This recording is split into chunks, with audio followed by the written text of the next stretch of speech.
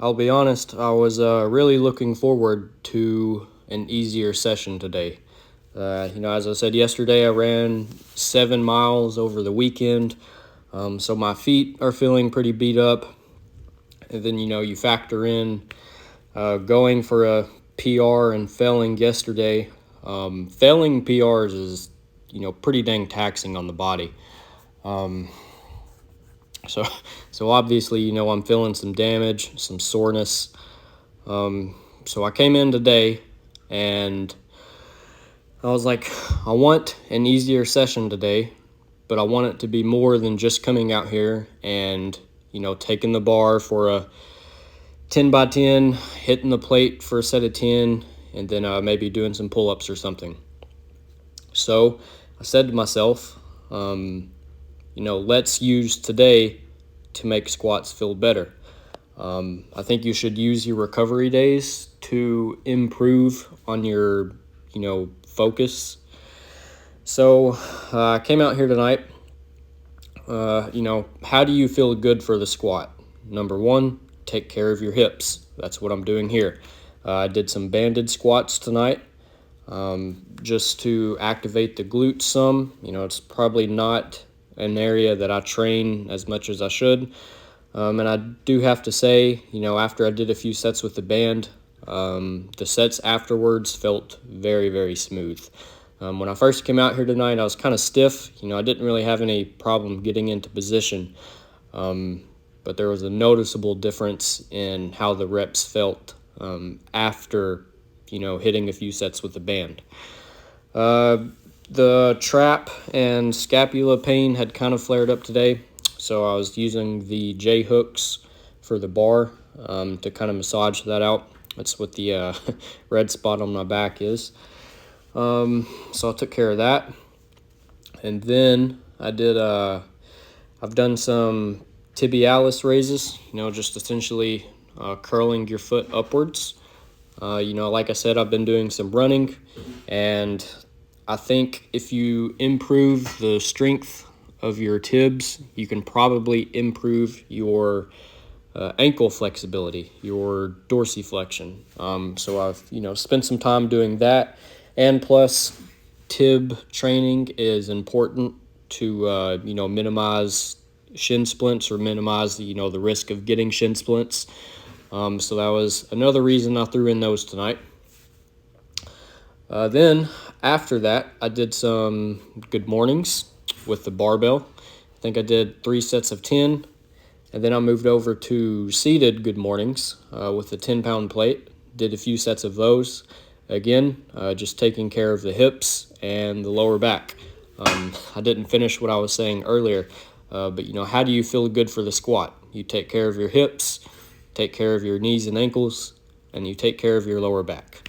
I'd say that's obviously the areas that give people most trouble in squatting. And as for knee pain, I think as long as you train full range of motion and strengthen the supporting muscles, like the tibs and the glutes and all that, your knees are probably going to stay in pretty good shape. I've squatted ATG for well over 500 days now. I don't have any knee pain.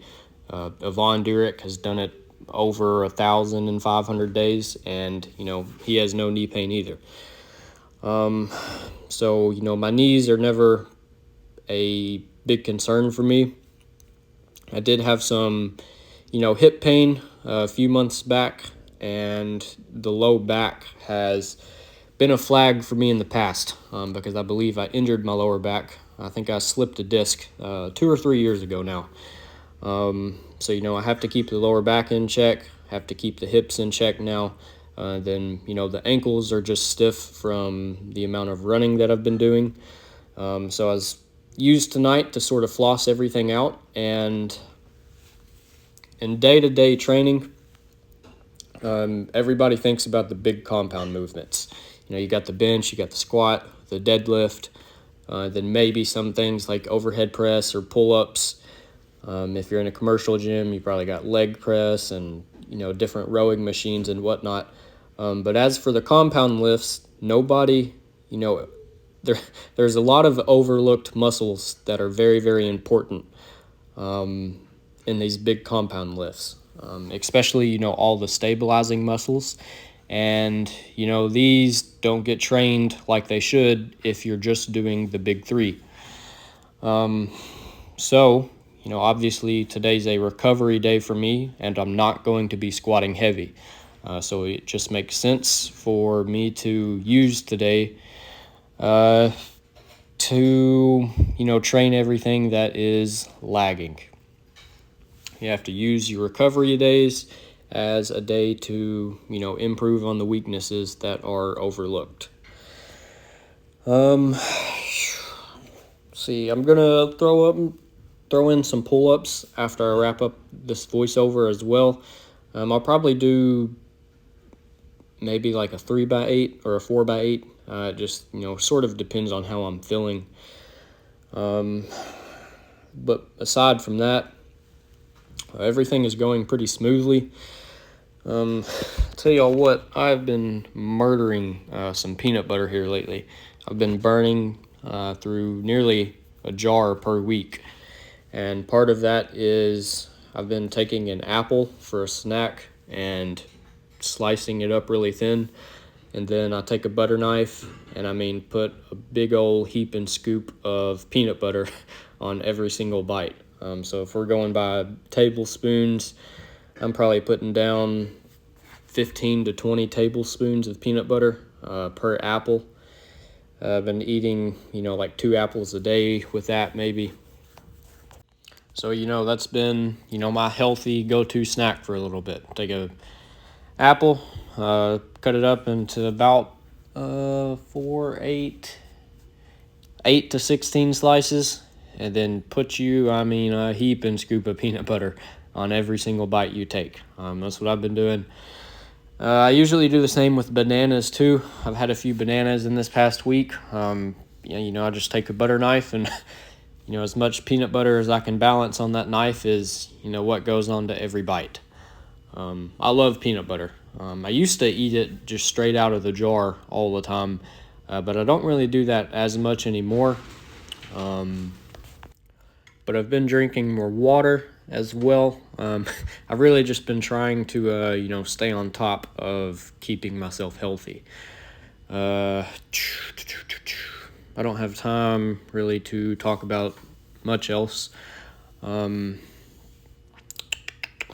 see, 3 sets of 8 for pull-ups tonight. I reckon that is, all I'm going to do. And then try to be in bed by 9 or 9:30. It is 8:20 now. Got out here right at 7 o'clock, so, I've been out here for just over an hour. So I'll catch you guys tomorrow. Thank you for watching.